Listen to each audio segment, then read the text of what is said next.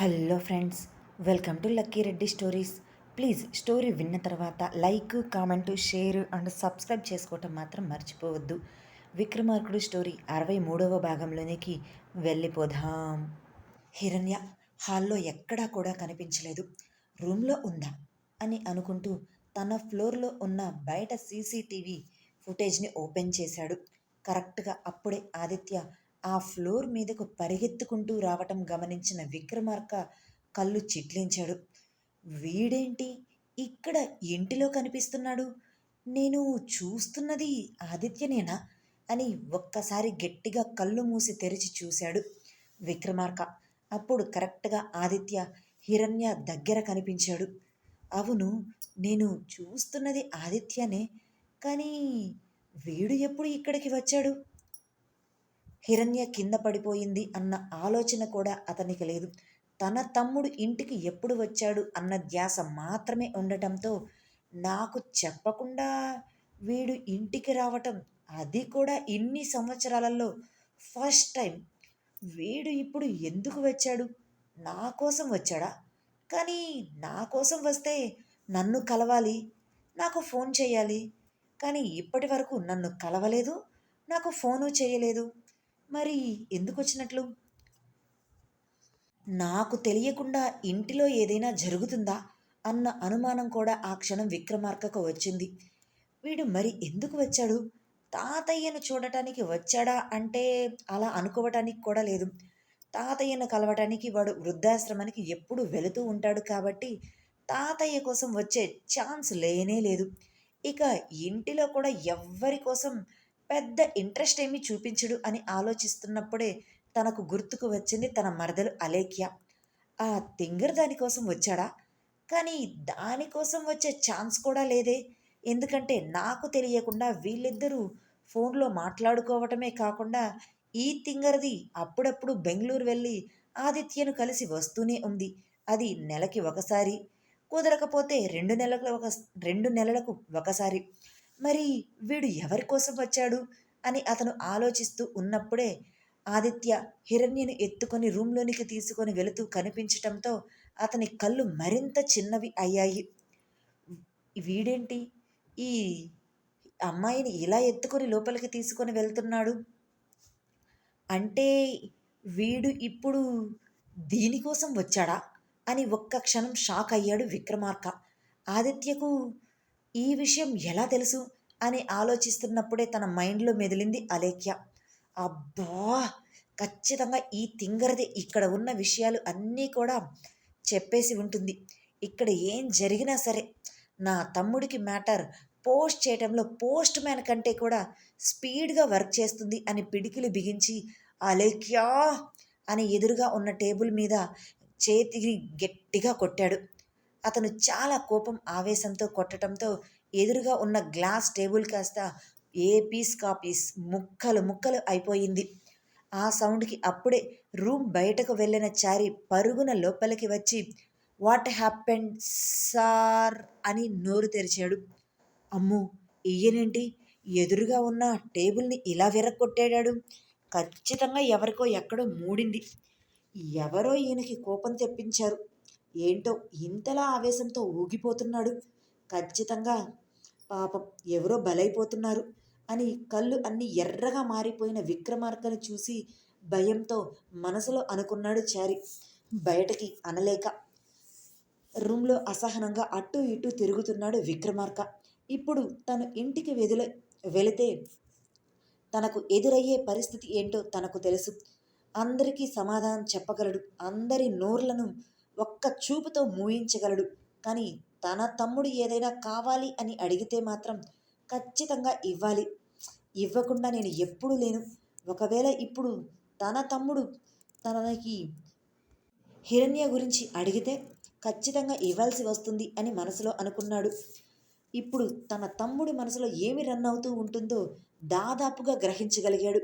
అందుకే అది చెయ్యటానికి ఇష్టపడక తన మీద తనకే కోపం. తన తమ్ముడు తన మరదలు చెప్పిన మాటలు విని ఇంటికి వచ్చింది అని అసహనంగా ఇప్పుడు తను ఇంటికి వెళ్ళాలా వద్దా అని ఆలోచిస్తూనే అసహనంగా నుదుటి మీద చేతిని పెట్టుకుని రుద్దుకుంటూ తిరుగుతున్నాడు. అలా ఆలోచిస్తూ ఉన్నప్పుడే హిరణ్య కింద పడిపోతే తన తమ్ముడు ఎత్తుకోవటం గుర్తుకు వచ్చి ఇప్పుడు ఉన్నట్టుండి దీనికి ఏమయ్యింది, ఎందుకు కింద పడిపోయింది అని ఆలోచిస్తూనే సీసీ మొత్తం కూడా వెనక్కి వెళ్ళి రివైండ్ చేస్తూ మొత్తం క్లియర్గా చూశాడు. క్షణక్షణానికి తన ఫేస్లోని హావభావాలు మారిపోతూ ఉండటంతో చూస్తున్న చారి, అమ్మో, ఇప్పుడు నేను క్యాబిన్ లోపలే ఉండాలా, లేదంటే బయటకు వెళ్ళాలా? రావటానికి అయితే పూలి బోన్లోనికి వచ్చినట్లుగా ఏదో వచ్చేశాను. ఇప్పుడు నేను ఈయన కాదు అని బయటకు వెళ్తే లోపలికి వచ్చిన వాడివి నాతో మాట్లాడాలి అని తెలియదా? ఎందుకు వచ్చావో చెప్పాలి కదా అని అరుస్తారు. ఒకవేళ అలా కాదు అని నేను ఇక్కడే ఉంటే ఇంకా ఏంటి ఇక్కడే ఉన్నా, వెళ్ళు బయటికి అని తిడతారు. నేను ఏం చేయాలరా భగవంతుడా, అడకత్తెరలో పోకు చెక్కలా అయిపోయింది నా పరిస్థితి అని అటూ ఇటూ కాకుండా అయిపోయింది అని అనుకుంటూ సార్ అని చిన్నగా పిలిచాడు Chari. Just get lost you idiot అని గట్టిగా అరిచాడు విక్రమార్క. అమ్మో, నేను రాంగ్ టైంలో ఎంట్రీ ఇచ్చాను. ఈ టైంలో మనం ఇక్కడ ఉండి ఆయన కోపానికి పూర్తిగా బలైపోవటం కంటే కూడా బయటకు వెళ్ళిపోవటమే బెస్ట్. గెస్ట్ లాస్ట్ అన్న తర్వాత కూడా ఇంకా ఇక్కడ ఉండటం కరెక్ట్ కాదు అని వెనక్కి తిరిగి 2 అడుగులు ముందుకు వేశాడో లేదో చారీ అన్న పిలుపు గట్టిగా తన చెవుల్లో రీసౌండ్ వచ్చింది. అలా పిలిచింది ఎవరో కాదు, విక్రమార్కనే. అబ్బా, ఏంటి ఈయన నన్ను పిలుస్తుంటే యముడు నన్ను రారా అని పిలుస్తున్నట్లుగా ఉంది. చంద్రముఖి సినిమాలో చంద్రముఖి రారా అని పిలుస్తున్నట్లుగా అనిపిస్తుంది అని భయంగా అనుకుంటూ వెనక్కి తిరిగి బిక్కుబిక్కుమంటూనే విక్రమార్క వైపు చూశాడు చారి. భయంతో గుటకలు మింగుతూ కళ్ళు టపటపా కొడుతూ ఏంటి సార్ పిలిచారు అని అతి కష్టం మీద సాగదీస్తూ ఒక్కొక్క అక్షరం విడదీసి విక్రమార్కను అడిగాడు చారి. నెక్స్ట్ మీటింగ్ ఎన్ని గంటలకు అని సీరియస్గా అడిగాడు విక్రమార్క. అతని మాటలను విని, అమ్మో, ఇప్పుడు మీటింగ్ క్యాన్సిలా, లేదంటే ఆ మీటింగ్కి నేను అటెండ్ అవ్వాలా, వేరే ఏదైనా సిచ్యువేషన్ ఉందా, అసలు ఏం జరుగుతుంది ఇక్కడ, ఈయన ఆ ల్యాప్టాప్లో ఏం చూస్తున్నాడు అని ఒక అడుగు ముందుకు వేసి తొంగి చూడటానికి ల్యాప్టాప్లో ట్రై చేశాడు. చారీ చేస్తున్నది ఒక కంటితోనే గమనిస్తూ ఉన్న Vikramarka, don't dare to do this, go back అని సీరియస్గా చెప్పి ఆన్సర్ ది మై క్వశ్చన్ అని అన్నాడు విక్రమార్క. అతని మాటలు చాలా పదునుగా సూటిగా సీరియస్గా వచ్చాయి. ఆ మాటల తూటాలు చారి గుండెల్లోనికి దిగబడిపోయాయి ఏమో అనే భయంతో గుండెను అరచేత్తో పట్టుకున్నట్లుగా భయంగా విక్రమార్క వైపు చూస్తూ, అది సార్, మరో 2 గంటల్లో తాజ్ హోటల్లో మనకి మీటింగ్ ఉంది అని భయంగా విక్రమార్క వైపు చూస్తూ సమాధానం చెప్పాడు చారి. ఓకే, ఆ మీటింగ్ నువ్వు అటెండ్ అవ్వు. 1/2 అవర్ లేట్గా నేను జాయిన్ అవుతాను. ఒకవేళ నేను అప్పటికి కూడా రాకపోతే నువ్వే ఆ మీటింగ్ని కంటిన్యూ చేసేయి అని సీసీ చూస్తున్న వాడు కూడా తలపైకెత్తి చారీ వైపు చూస్తూ, ఒక్కవేళ ఆ మీటింగ్లో ఏదైనా చిన్న మిస్టేక్ జరిగినా ఐ విల్ ఫైర్ అని సీరియస్గా చెప్పి ల్యాప్టాప్ క్లోజ్ చేసి, ఏంటి ఇంకా నా వైపే చూస్తున్నావు అని తన వైపే భయంగా చూస్తూ ఉన్న చారీని కోపంగా తిట్టి బయటకు పంపించి విక్రమార్క అప్పుడు ఇంటికి బయలుదేరి వెళ్ళిపోయాడు. తన కారులో వెళుతున్నంతసేపు కూడా తన ఆలోచనలు అన్నీ ఆదిత్య చుట్టూనే తిరుగుతున్నాయి విక్రమార్కకు. ఆదిత్యకు అలేఖ్య ఏమి చెప్పి ఉంటుంది, ఏమి విని ఆదిత్య ఇప్పుడు ఇంటికి వచ్చాడు?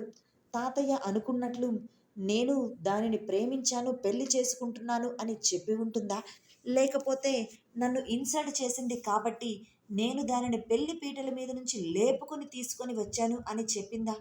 ఎలా చెప్పి ఉంటుంది, ఏమి చెప్పి ఉంటుంది? ఇందులో నా గురించి గుడ్డుగా చెప్పిందా, లేదంటే బ్యాడ్గా చెప్పిందా నా తమ్ముడికి? ఎలా చెప్పినా నాకు వచ్చే ప్రాబ్లం లేదు, కానీ నా తమ్ముడు నన్ను కోపంగా అసహ్యంగా చూస్తే మాత్రం దానికి కారణమైన ఆ అలేఖ్య, అలానే దానిని ఇద్దరిని కూడా పరలోకానికి పార్సిల్ అవుతారు అని మనసులో కసిగా అనుకున్నాడు విక్రమార్క. మీరు ఇక్కడ ఒకటి గమనించండి, హిరణ్యని అతను తీసుకొని వచ్చేటప్పటి నుంచి కూడా హిరణ్యని విక్రమార్క పేరు పెట్టి పిలవనే లేదు. అది ఇది అని మాత్రమే అంటున్నాడు. అతడు చాలా స్పీడ్గా తన కార్ని డ్రైవ్ చేస్తూ ఇంటికి వస్తున్నాడు. అలా నిర్మానుష ప్రదేశానికి వచ్చేసరికి అక్కడ రోడ్డుకి అడ్డంగా ఒక కారు ఆగి ఉంది. ఆ కార్ని ఢీ కొట్టుకుంటూ వెళ్ళిపోవాలి అనుకున్న విక్రమార్క ఆలోచనలకి ఆ కారులో నుంచి కౌటిల్య దిగి స్టైల్గా కారుకి ఆనుకొని క్రాస్ లెగ్స్ వేసుకొని 2 హ్యాండ్స్ హోల్డ్ చేసుకొని సూటిగా విక్రమార్క కారు వైపే చూస్తూ ఉండటం గమనించి, ఇప్పుడు వీడెందుకు ఇక్కడ ఉన్నాడు? ఇప్పుడు నేను కార్ ఆపాలా? లేదంటే వెళ్ళిపోవాలా? అస్సలే టెన్షన్‌లో ఉన్న నాకు ఇప్పుడు వీరు కార్ అడ్డంగా పెట్టి ఈ టెన్షనా? అని అనుకుంటూ ఒక్క అడుగు దూరంలో కౌటిల్యకు దగ్గరగా తీసుకొని వచ్చి కార్‌ని సడన్ బ్రేక్ వేసి ఆపాడు విక్రమార్క. ఆ ఒక్క అడుగు కూడా ముందుకు పోనిచ్చి ఉంటే కౌటిల్య ఆ ఎముడి దగ్గరకు వెళ్ళి హాయ్ బాయ్ అన్నీ చెప్పేవాడేమో. అప్పుడు కౌటిల్య కార్ ముక్కలు ముక్కలు అయిపోయి ఉండేది ఏమో విక్రమార్క వస్తున్న ఆ స్పీడ్కి. విక్రమార్క కార్ని అంత స్పీడ్గా తీసుకొని వచ్చి జస్ట్ తనకి ఒక్క అడుగు దూరంలో ఆపినా సరే కౌటిల్య ఏమాత్రం భయపడలేదు. అంతే అలానే విక్రమార్క వైపు చూస్తూ ఉన్నాడు. కనీసం అతను కనురెప్పలు కూడా వాల్చలేదు. తన హార్ట్ బీట్ రైజ్ అవ్వలేదు. చాలా నార్మల్గా కూల్గా కారులో ఉన్న విక్రమార్క వైపు చూస్తూ ఉన్నాడు కౌటిల్య. విక్రమార్క ముందు డేర్ చేసి మాట్లాడాలి అంటే ఖచ్చితంగా అది కౌటిల్య వల్ల మాత్రమే అవుతుంది ఏమో. విక్రమార్క చాలా కోపం అంతకు మించి అసహనంగా కార్ డోర్ విండో ఓపెన్ చేసి రేయ్ చావాలి అనుకుంటే నీకు నా కారే దొరికిందా? పక్కకు తప్పుకోబే అది చాలా సీరియస్గా అన్నాడు. పక్కకు తప్పుకోవాలి అనుకుంటే నేను ఇలా రోడ్డుకి అడ్డంగా ఉండవలసిన అవసరం లేదు అనుకుంటా. నేను నీతో మాట్లాడాలి. కారు దిగు అని చాలా సీరియస్గా చెప్పాడు కౌటిల్య. ఇప్పుడు నాకు నీతో మాట్లాడేంత మూడు ఉత్సాహం ఇంట్రెస్ట్ ఏమీ లేదు. నువ్వు పక్కకు తప్పుకుంటావా? లేదంటే నీ కారుకి నిన్ను డాష్ ఇచ్చేసి నన్ను వెళ్ళిపోమ్మంటావా? అసలే నేను అర్జెంట్ వర్క్ మీద వెళ్తున్నాను. ఇప్పుడు నువ్వు మధ్యలో నన్ను డిస్టర్బ్ చేయొద్దు అని సీరియస్గా అన్నాడు విక్రమార్క. అవునా? నాకు నా కార్కి డాష్ ఇస్తావా? ఏది ఒక్కసారి డాష్ ఇచ్చి చూడు.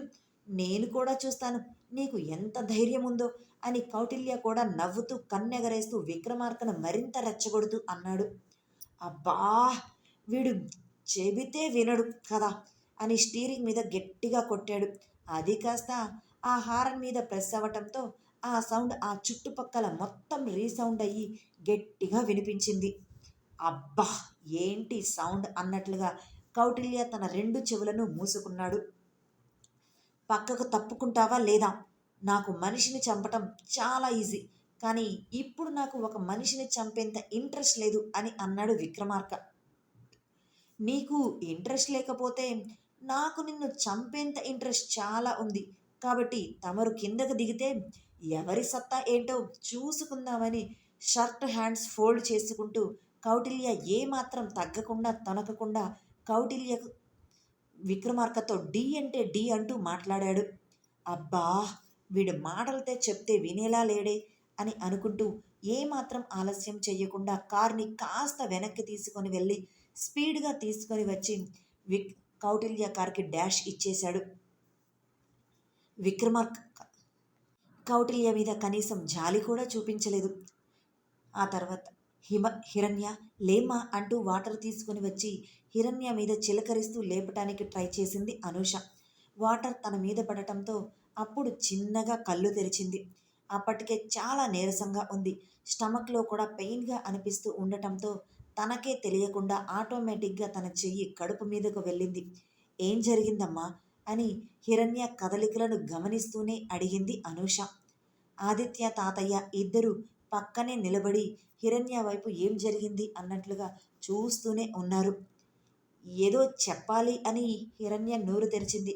కానీ ఈలోపే ఆమెకు కడుపులో నొప్పి ఎక్కువగా అనిపించటంతో నోరు తెరిచి ఆ మాట కూడా చెప్పలేక 2 చేతులను పొట్ట మీద పెట్టుకొని ముడుక్కొని పట్టుకొని పడుకొని గట్టిగా అమ్మా అని అరిచింది. హిరణ్య ఒక్కసారిగా అంత గట్టిగా అరవటంతో ఏమైందమ్మా అని తాతయ్య అనూష ఇద్దరూ కంగారుగా అడిగితే వదిన అంటూ హిరణ్య దగ్గరకు చేరాడు ఆదిత్య. అప్పుడే అనూష గమనించింది ఆమె పడుకున్న చోటు అంతా కూడా బ్లడ్ అయి ఉండటం. హిరణ్య ఎందుకు అలా బాధపడుతుందో అప్పుడు అనూషకి క్లియర్గా అర్థమయ్యింది. హిరణ్యకి తన సిచ్యువేషన్ తెలుస్తున్నా తన పక్కన ఉన్న వాళ్ళకి చెప్పలేక నొప్పితో విలవిలలాడిపోతుంది. అమ్మ అంటూ గట్టి గట్టిగా అరుస్తూనే ఉంది, ఆపకుండా నొప్పికి తట్టుకోలేక. వదిన వదిన అని దాదాపు కన్నీళ్లతోనే ఏడుస్తూనే పిలుస్తూనే ఉన్నాడు ఆదిత్య. అంత బాండింగ్ హిరణ్యతో అతనికి వచ్చిందా అంటే ఏమో, తన అన్నయ్య ప్రేమించాడు, పెళ్లి చేసుకోవాలి అనుకుంటున్నాడు కాబట్టి తను వదినగా మనస్ఫూర్తిగా హిరణ్యని యాక్సెప్ట్ చేసి మరి ఆదిత్య అలా పిలుస్తున్నాడు. ఏమైందమ్మా, ఎందుకు అలా అరుస్తున్నావు, ఏడుస్తున్నావు అని తాతయ్య కూడా కంగారుగా భయంగా అడగటంతో హిరణ్య కనీసం కళ్ళు కూడా తెరవకుండానే అరుస్తూ నొప్పికి విలవిలలాడిపోతూ పొట్ట మీద రెండు చేతులు పెట్టుకుని ముడుక్కొని ఉండిపోయింది. హిరణ్య సిచ్యువేషన్ ఏంటి అనేది అనూషకి బాగానే అర్థమయ్యింది. ఆ విషయాన్ని అప్పుడు వాళ్లకు ఎలా చెప్పాలో అర్థం కాక ఒక్క క్షణం మౌనంగా ఉంది.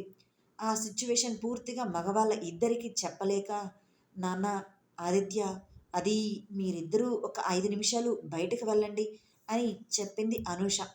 అది కాదు అనూష, తను బాధపడుతుంది, హాస్పిటల్కి ఏమైనా తీసుకొని వెళ్ళాలేమో అని తాతగారు అంటుంటే, ప్లీజ్ నాన్న ఒక్క 5 నిమిషాలు, ఆ తర్వాత మీరు లోపలికి రావచ్చు అని చెప్పటంతో తన కూతురు ఎందుకు చెప్తుందో తెలియకపోయినా కూడా, సరే అనూష జాగ్రత్త, అవసరమైతే డాక్టర్కి ఫోన్ చేసి పిలుస్తాను అని చెప్పారు తాతగారు. ఇదండి ఇవాల్టి స్టోరీ. రేపటి భాగంతో ఏం జరుగుతుందో తెలుసుకుందాం. విక్రమార్క ఇంటికి వచ్చి